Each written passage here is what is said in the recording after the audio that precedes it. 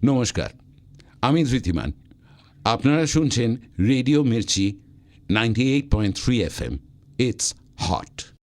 তাকে তার রিয়েল নেমটা তো ভীষণভাবে পপুলার, কিন্তু তার একটি স্ক্রিন নেম যেটা ওনার প্রথম চরিত্রের নাম ছিল সেটাও ভীষণ ভীষণ ভীষণ পপুলার। সেটা হলো সিদ্ধার্থ, প্রতিদ্বন্দ্বী সিদ্ধার্থ, মানে ধৃতিমান চট্টোপাধ্যায় এই মুহূর্তে আমাদের সঙ্গে। Welcome sir, welcome to the studio.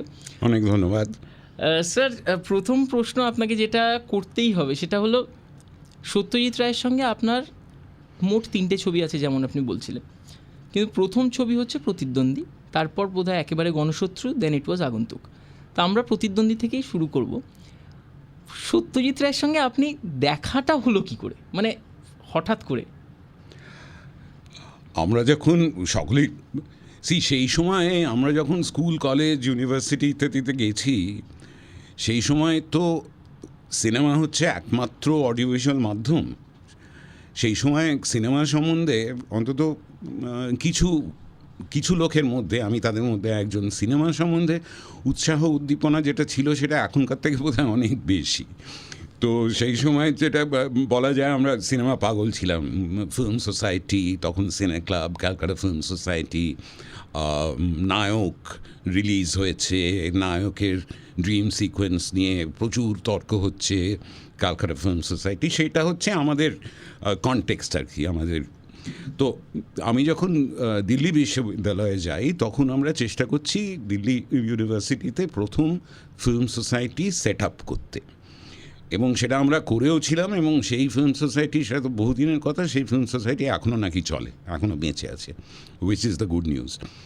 তো সেই ফিল্ম সোসাইটির ব্যাপারে তখন আমি তখনকার যারা বিভিন্ন লোকের সঙ্গে যোগাযোগ করতে চেষ্টা করছি, সত্যজিৎ রায়, মৃণাল সেন, শ্যাম বেনেগল, সকলের সঙ্গে। সেই প্রসঙ্গে প্রথম যোগাযোগ সত্যজিৎ রায়ের সঙ্গে, আমরা একটা পত্রিকা বের করতে চেষ্টা করছি। আমি ওকে অনুরোধ করলাম তার জন্যে লেখার জন্যে। তখন উনি লেক টেম্পল রোডে থাকেন, সেখানে দেখা। উনি তখন, সেই সময় উনি, আমার মনে আছে, মন্ট্রিয়ালে একটা ফিল্ম ফেস্টিভ্যালে যাচ্ছিলেন। বললেন যে লিখিত প্রশ্ন দিয়ে যাও, আমি উত্তর লিখে পাঠিয়ে দেবো। তো এইসব হলো। তারপর দিল্লির পর্ব শেষ করে আমি কলকাতায় ফিরে এসেছি। তখন আমার এক খুব ঘনিষ্ঠ বন্ধু, ওদের পরিবারেরই ছেলে, সে বলল যে উনি এরকম একটা ছবি করতে যাচ্ছেন এবং তার জন্যে, তার প্রোটাগনিস্টের জন্যে নতুন ছেলে খুঁজছেন, তো why don't you go and see him. তো আবার চলে গেলাম লেক টেম্পল রোডের বাড়িতে। কিন্তু এটা বলা দরকার যে তখন আমার যে সেই সময় ভীষণ একটা, মানে সিনেমার অভিনেতা হব, স্টার হব ইত্যাদি ক্যারিয়ার হিসেবে, সেই ধরনের যে বিরাট ইচ্ছে বা উদ্দীপনা ছিল না, কিন্তু ফিল্ম সম্বন্ধে উৎসাহটা ছিল। এবং আমার প্রধান তখন মতলবটা ছিল যে এই সুযোগে যদি একটা পাঠ পাই, এই সুযোগে যদি আদার সাইড অফ দ্য ক্যামেরাতে কী হয় সেটা যদি আর একটু ভালোভাবে বুঝতে পারি, তাহলে সেটা আমার উপকার হয়। সেটাই ছিল আমার প্রধান উদ্দেশ্য। তো তারপরে ওই স্ক্রিন টেস্ট যেরকম উনি আমায় প্রথম প্রশ্ন করেছিলেন, আমার মনে আছে এখনও, লেক টেম্পল রোডের বাড়িতে, যে আপনি বাংলা বলতে পারেন? তো আমি জানি না, মানে সত্যিই তো, আর ইংরেজি আমরা এত শুনেছি যে আমি হয়তো ভুল করে প্রথম ইংরেজিতে কথা বলে ফেলেছিলাম। তো এরও একটা পূর্ব কথা আছে, তখন তো টেলিভিশন হয়নি। তো আমরা দিল্লিতে, তখন দিল্লিতে ফিল্ম ফেস্টিভ্যাল চলছে, তো ওই যেরকম হয় ইউনিভার্সিটি কমন রুমের রেডিও, আমরা রেডিওতে ফিল্ম ফেস্টিভ্যালের কী হচ্ছে না হচ্ছে আমরা রেডিও থেকেই খবর পাই। তো আমরা শুনছি একটা ইন্টারভিউ হচ্ছে। অমিতাভ মালিক, তখন খুব নামকরা ফিল্ম ক্রিটিক, তিনি দুজনকে ইন্টারভিউ করছেন তা ইংরেজিতে। একজনের ইংরেজি একেবারে দুর্বোধ্য, কিচ্ছু বুঝতে পারছি না, আরেকজন একদম সাহেবের মতন ইংরেজি বলছেন। ইন্টারভিউ শেষ হলো, তখন আমরা বুঝলাম, তার শেষে যখন অ্যানাউন্সমেন্ট হলো, তখন আমরা বুঝলাম এই যে দুর্বোধ্য ইংরেজির যে ভদ্রলোক, যার কথা আমরা এক বর্ণও প্রায় বুঝলাম না, তিনি হচ্ছেন মার্লন ব্র্যান্ডো, আর সাহেব হচ্ছেন সত্যজিৎ রায়। তো সেই জন্যই বোধহয় সাহেব ইংরেজি শুনেই বোধহয় ভুল করে ইংরেজিতে প্রথম করে। তো এই হলো করে স্ক্রিন টেস্ট হলো। তুই সিদ্ধার্থ, মানে নায়কের চরিত্রের পার্টটা পেয়ে গেলাম। সেটা নিয়ে আমার কোনো পরিকল্পনা ছিল না, কিন্তু এই প্রথম পরিচয়, এবং সেই থেকেই আর কি ওই ফিল্মে অভিনয়ের যে ক্যারিয়ার বলো, যাই বলো, তার সূত্রপাত। সিদ্ধার্থ চরিত্রটা করতে গিয়ে যেহেতু আপনি সিনেমায় প্রথমবার অভিনয় করছেন, ক্যামেরার সামনে সেই সময় হয়তো আপনার মানে প্রফেশনালি সেরকম কোনো এক্সপিরিয়েন্স তখনও ছিল না, কতটা কমফর্ট সত্যজিৎ রায়ের তরফ থেকে আপনি পেয়েছিলেন অ্যাজ অ্যান অ্যাক্টর? পুরোপুরি কমফর্ট। এখানে দুটো জিনিস বলা দরকার। এক হচ্ছে যে যদিও সিনেমায় অভিনয় করিনি সেটা ঠিকই, কিন্তু নাটকের একটা অভিজ্ঞতা ছিল। কারণ দিল্লি ইউনিভার্সিটিতে নাটক ওয়াজ ভেরি লাইভ, নাটক was very active, and I was very active in theatre in Delhi university. কিন্তু সেটা একটা অন্য ধরনের অভিজ্ঞতা। তো এবং সিনেমা সম্বন্ধে একটা উৎসাহ উদ্দীপনা ছিল বলে সত্যজিৎ রায়ের সিনেমা, বাইরের সিনেমা ব্যাপারটা জানতাম, তো সেটা একটা সুবিধে। আর তাছাড়া comfort level was very high. তারপরে আমি বিশ্লেষণ করে দেখেছি যে তার বোধহয় একটা কারণ ছিল। সত্যজিৎ রায় কিন্তু আমার অভিজ্ঞতায়, আমি যতটুকু ওর সঙ্গে কাজ করেছি, ওর কোনো একটা মানে অভিনেতাদের নিয়ে কাজ করার কোনো একটা ধরা বাঁধা নিয়ম যে ছিল তা ছিল না। উনি বিভিন্ন লোকের সঙ্গে বিভিন্নভাবে কাজ করতেন। কারোর সঙ্গে একেবারে মেপে, মানে তুমি এইখান থেকে ওইখানে গিয়ে দাঁড়াবে, তারপর মুখটা এইদিকে ঘোরাবে, তারপর একটু হাসবে, এইভাবে কাজ করতেন। অনেককে আবার একেবারে পুরোপুরি ছেড়ে দিতেন, স্বাধীনতা দিতেন। আমার সৌভাগ্য, আমি সেই স্বাধীনতাটা পেয়েছিলাম। পরে ভাবতে গিয়ে আমি দেখেছি যে ওর একটা জিনিস ছিল যে আমরা সকলেই জানি যে উনি খুব ডিটেলড চিত্রনাট্য লিখতেন। আমরা জানি যে উনি স্টোরি বোর্ড করতেন। তার মানে হচ্ছে যে উনি যে ছবিগুলো তুলবেন পরে, সেগুলো আগে থেকে একেবারে এঁকে রাখতেন। তার মানে ছবিটা কি হবে সেটা পুরোপুরি ওর মাথায় থাকতো। তেমনই উনি পাত্রপাত্রী চরিত্রের জন্যে বেশিরভাগ ক্ষেত্রে পাত্রপাত্রী নির্বাচন করে তারপর, আমার মনে হয়, তারপর উনি চরিত্রটাকে সাজাতেন, চরিত্র সংলাপ ইত্যাদি সাজাতেন স্পেসিফিক অভিনেতাকে মাথায় রেখে। সেই জন্যে বোধহয় অভিনেতার কাজটা সহজতর হয়ে যেত। মানে এমন নয়, সাধারণত যেটা হয় সেটা হচ্ছে একটা চিত্রনাট্য লেখা হয়, তারপর তার কাস্টিং হয় এবং অভিনেতাকে নিজেকে একটা ভূমিকার সঙ্গে মানিয়ে নিতে হয়। কিন্তু ওর কাজের পন্থাটা একটু ভিন্ন ছিল। উনি অভিনেতা নির্বাচন করে সেই অনুযায়ী চরিত্রটাকে সাজাতেন। তাতে অভিনেতার কাজ, বিশেষ করে আমার ক্ষেত্রে, আমি ব্যক্তিগত অভিজ্ঞতার কথাই বলতে পারি, আমার কাজটা আমার মনে হয় সহজ হয়ে গিয়েছিল। স্যার, এখান থেকেই একটা জিনিস প্রশ্ন হঠাৎ মাথায় এলো আমার, সেটা হচ্ছে প্রতিদ্বন্দ্বিতে আপনি স্বীকৃতি পেলেন, প্রতিদ্বন্দ্বী itself got a lot of recognition, কিন্তু তারপর সত্যজিৎ রায়ের সঙ্গে আপনার কাজ স্ক্রিনে আমরা ডকুমেন্টেড যেটা দেখলাম সেটা হলো গণশত্রু। ইট ওয়াজ এ হিউজ গ্যাপ, মানে প্রতিদ্বন্দ্বী থেকে গণশত্রু বেশ খানিকটা একটা গ্যাপ আছে। এতটা গ্যাপ হলো কেন? মাঝখানে আপনাকে তো আমরা মৃণাল সেনের ছবিতে দেখলাম, আমার পার্থপ্রতিম চৌধুরীর ছবিতে দেখলাম, বহু ছবিতেই দেখলাম, কিন্তু সত্যজিৎ রায়ের ছবিতে আর দেখলাম না কেন? একেবারে গণশত্রু কেন? মানে মাঝখানে কি হলো হঠাৎ? এই প্রশ্নের সঠিক উত্তর আমার জানা নেই। তবে এটা ব্যক্তিগত দিক থেকে এটাও বোধহয় বলা দরকার যে প্রতিদ্বন্দ্বী এবং গণশত্রুর মাঝে অনেকগুলো বছর কেটে গেছে ঠিকই, কিন্তু তাতে যে ওই বছরগুলোতে আমাকে যে অনেক ছবিতে দেখা গেছে এটাও কিন্তু ঠিক নয়। কারণ আমি পেশাগতভাবে খুব একটা বেশি ছবি যে করেছি তা কিন্তু করিনি। তার বিভিন্ন কারণ আছে।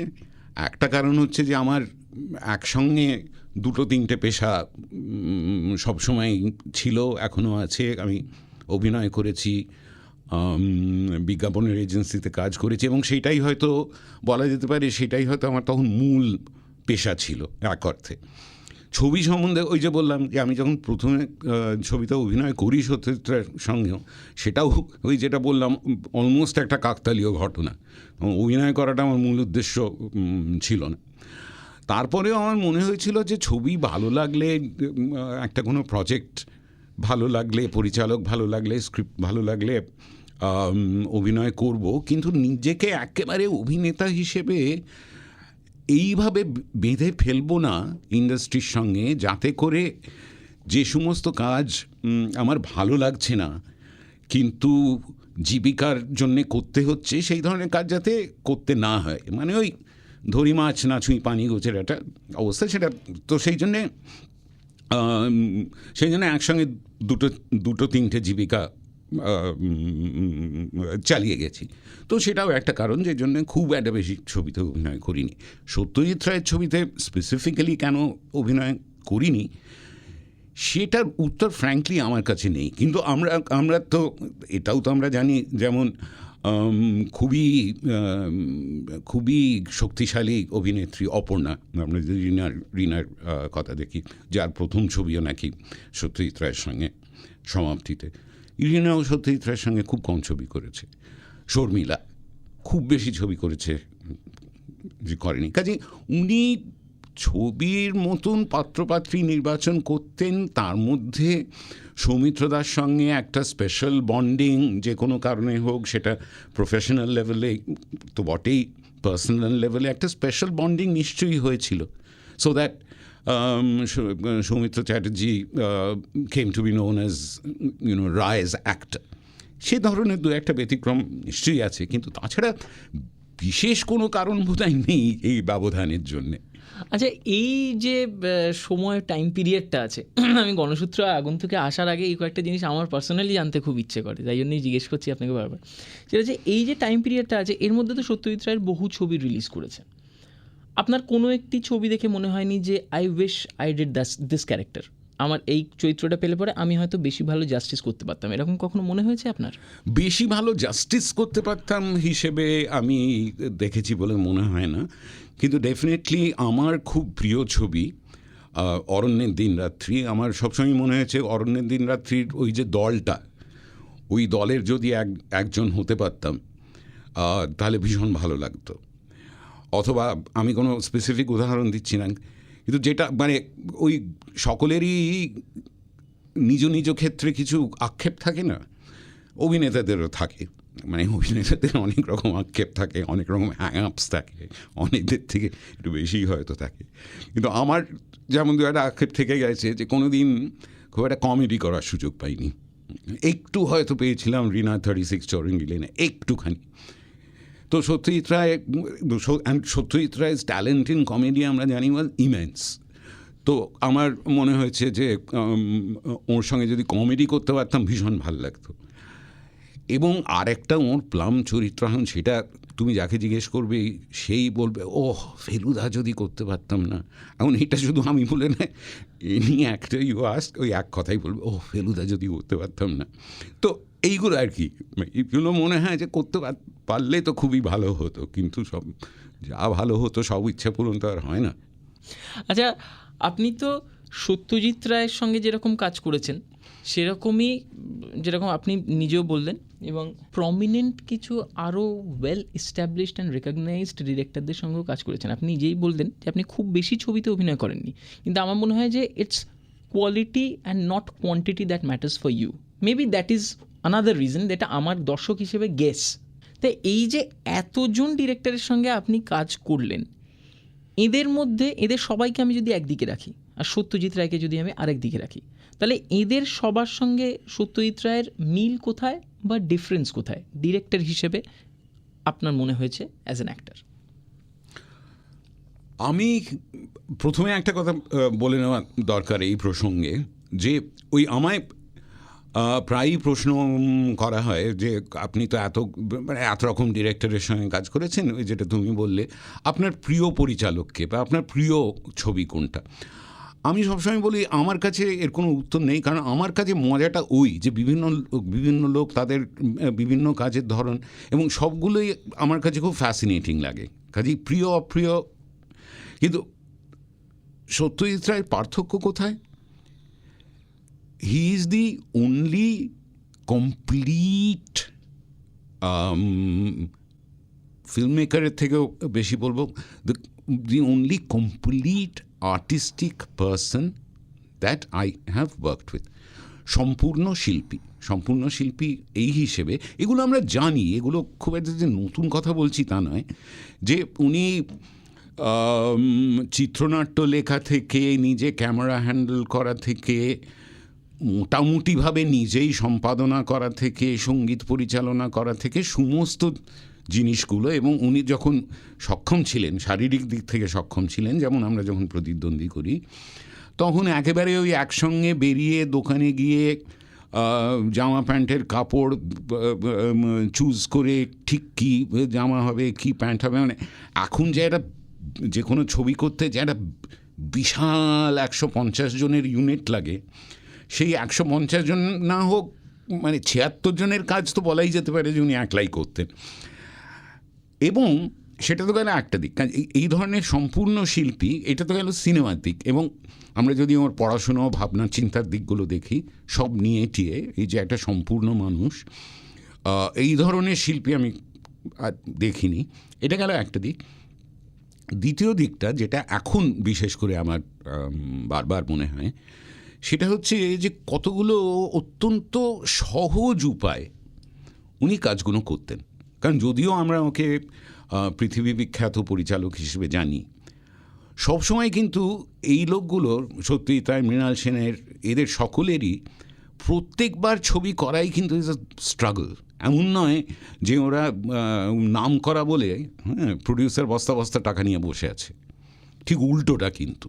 মানে যারা সফল, মানে কমার্শিয়াল দিক থেকে সফল পরিচালক, তাদের থেকে এদের পক্ষে এভরি টাইম কিন্তু ইজ আ স্ট্রাগল। কিন্তু সবসময়ই কিন্তু কম পয়সায় টাকার কথাটা মনে রেখে এদের ছবি করতে হয়েছে।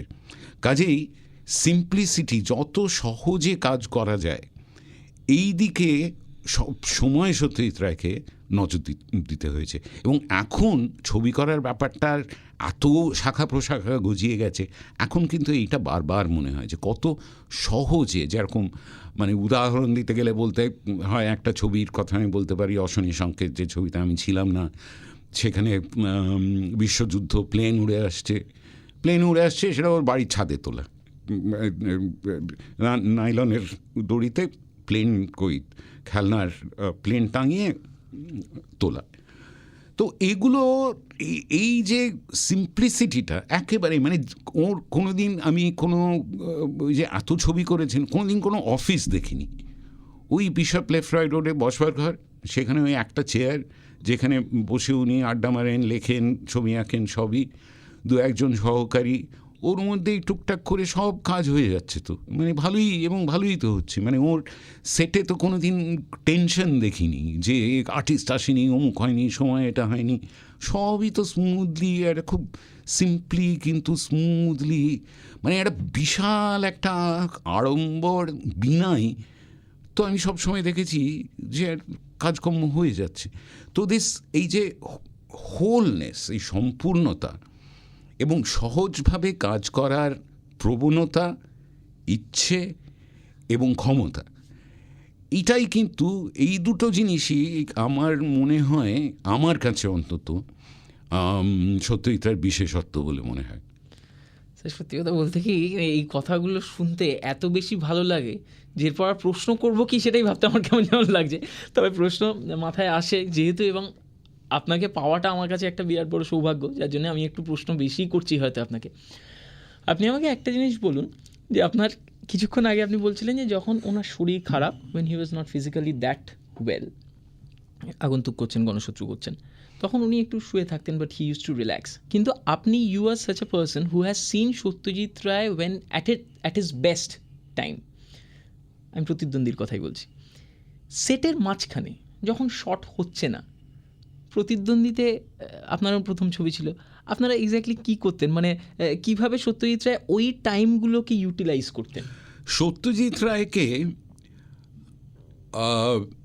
আমি সবসময়, মানে সেটা ব্যক্তিগত জীবনেও এবং ছবি করার সময়ও, আই হ্যাভ কিন্তু seen him as a very relaxed person. মানে এমন নয় যে কোনো একটা প্রসঙ্গ নিয়ে আড্ডা মারা হচ্ছে, সেখানে উত্তেজিত হয়ে পড়ছেন না, সেটা আমি বলছি না। কিন্তু বিশেষ করে ছবি করার সময় ওই তুমি যে প্রশ্নটা করলে যে শর্টের মাঝখানে, অথবা যখন ব্রেক হলো, লাঞ্চ ব্রেক হলো, তখন কিন্তু মোটামুটিভাবে ওকে সবসময়ই দেখা গেছে যে একলা উনি সেই একাকিত্বটা বোধহয় পছন্দ করতেন। ওকে সবসময় দেখা গেছে, অনেক সময় দেখা গেছে একলা বসে থাকতে, একলা বসে চিন্তা করতে, স্ক্রিপ্ট পড়তে ইত্যাদি করতে। মানে উনি শুটিং করার সময় খুব একটা আড্ডাবাজ ছিলেন না। মানে অনেক পরিচালকের সঙ্গে আমি কাজ করেছি, সেটা আরেক ধরনের মজা, যারা বাই নেচার প্রচণ্ড আড্ডাবাজ লোক সবসময় শুটিং চলাকালীনও।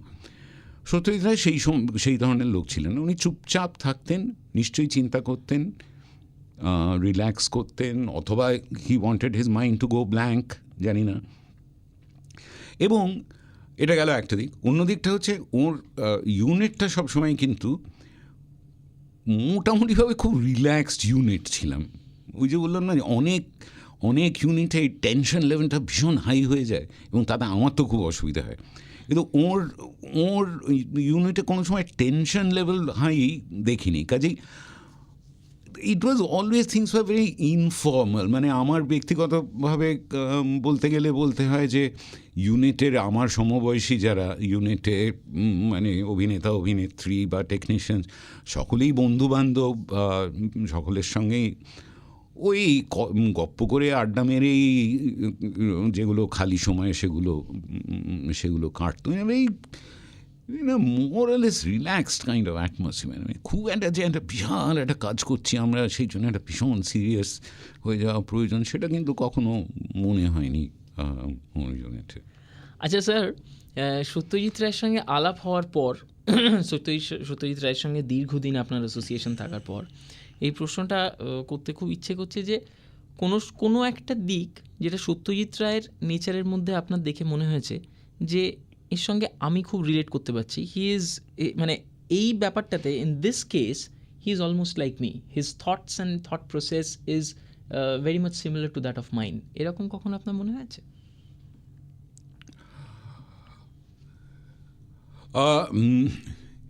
সেই হিসেবে হয়তো কতগুলো মিল থাকে, ইন্টেলেকচুয়ালি কতগুলো মিল থাকে না। সেই মিলগুলো না থাকলে প্রফেশনালি কাজ করা যায় ঠিকই, কিন্তু এটাও তো ঠিক যে অনেকটা সময় ওর বছর ঘরেও কাটিয়েছি, এবং সেটা কিন্তু একেবারে গল্পচ্ছলে। মানে তখন যে সিনেমা নিয়ে কথাবার্তা হয়েছে তা কিন্তু নয়। সিনেমা নিয়ে কথাবার্তা হয়েছে ঠিকই, কিন্তু সেটা নট নেসেসারিলি ওর ছবি নিয়ে, এবং বেশিরভাগ কথাবার্তাই হয়েছে অন্যান্য প্রসঙ্গ, সাহিত্য, সোশিওলজি, অ্যানথ্রোপোলজি ইত্যাদি এইসব। সেগুলোতে সেই ধরনের কথাবার্তা যখন দীর্ঘদিন একটা মানুষের সঙ্গে হয় বা আড্ডা মারতে যখন ভালো লাগে, তার মানে একটা কোথাও মিল থাকে। তার মানে ধরো সামাজিক চিন্তা বা রাজনৈতিক বিশ্বাস, এই জিনিসগুলোতে কিছুটা মিল নিশ্চয়ই ছিল। কিন্তু সেটা আমি বলছি তোমার 60-70-এর দশক, তখন একটা মোটামুটিভাবে একটা, যেটাকে আমরা বলি একটা লেফট লিবারেল একটা সময়। কাজেই আমরা সকলেই সেই ভাবাপন্ন, একটা লেফট লিবারেল ভাব, কাজে সেই মিলটা ছিল। কিন্তু সেটা একটা বিরাট কিছু নয়। কিন্তু যেটা আমার মনে হয়েছিল যে জন্যে হয়তো সম্পর্কটা সহজ হয়ে গিয়েছিল, সেটা হচ্ছে একটা খুব স্পেসিফিক জিনিস। কিন্তু সেটা হচ্ছে বইয়ের প্রতি ওর ভালোবাসা। ওখানে একটা মিল খুঁজে পেয়েছিলাম। একটা রসিকতাও আছে যে একটা খুব রসিকতা আছে যে সত্যজিৎ রায়ের কাছে কাউকে যদি হেয় করতে চাও, কাউকে যদি মানে কারোর সম্বন্ধে সত্যজিৎ রায়কে যদি বিরক্ত করতে চাও, তাহলে একটা কথাই সেই লোকটা সম্বন্ধে সত্যজিৎ রায়কে বলবে যে মানিকদা, ও কিন্তু বই পড়ে না। এইটা যদি সত্যজিৎ রায়কে কানে দিয়ে দেওয়া যায় না, তাহলে একটা লোকের প্রতি উনি বিরূপ হবেনি। যে লোকটা যদি বই পড়ে না, তাহলে লোকটার মধ্যে নিশ্চয়ই কিচ্ছু নেই। কিন্তু এই যে মানে love of books, love of reading, love of all kinds of subjects, এইখানে একটা মিল বোধ হয়। কারণ সেই জন্য বললাম যে ওই গপ্প করার সময় বইপত্র, লেখক লেখিকা, প্রচুর আলোচনা হতো। তো এই বলতে পারো এইখানে একটা মিল কোথাও একটা। মির্চির বিশেষ নিবেদন মে মাস রে মাস।